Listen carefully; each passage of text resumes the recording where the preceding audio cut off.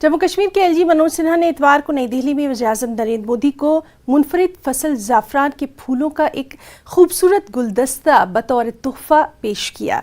ये ज़ाफ़रान का गुलदस्ता ज़ाफ़रान रिसर्च सेंटर पामपोर के यूनिट में उगाया गया था। स्कैसिस्ट के वाइस चांसलर नज़ीर अहमद गनाई ने बताया कि ज़ाफ़रान की सनत को मज़ीद फ़रोग़ देने के लिए यूनिवर्सिटी बेहद काम कर रही है। उन्हें मरकज़ी हुकूमत से भी काफ़ी मदद मिल रही है।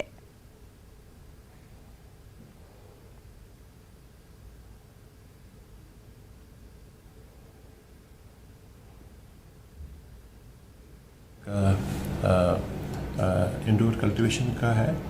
हाल ही में हमने देखा कि ऑनरेबल लेफ्टिनेंट गवर्नर साहब ने ऑनरेबल प्राइम मिनिस्टर साहब को एक बुके सा दिया था सैफरान फ्लावर्स का, और वो जिस टेक्नोलॉजी काम करें वो हमारी यूनिवर्सिटी ने उसी रिसर्च स्टेशन पे किया है इंडोर में। वो soilless cultivation of saffron flowers है, लेकिन हमारी यूनिवर्सिटी उससे थोड़ा सा एक कदम आगे बढ़ने की कोशिश कर रही है।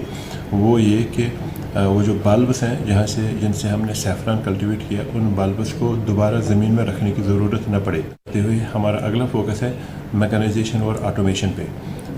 हाल ही में हम वहाँ जो फार्मर्स के साथ इंटरेक्ट किया, तो जो किसान लोग इस जो सैफरान कल्टीवेशन और सैफरान की खेती को छोड़ रहे हैं, इसलिए इसमें काफ़ी ज़्यादा ड्रेजिट और मैनुअल लेबर लगता है।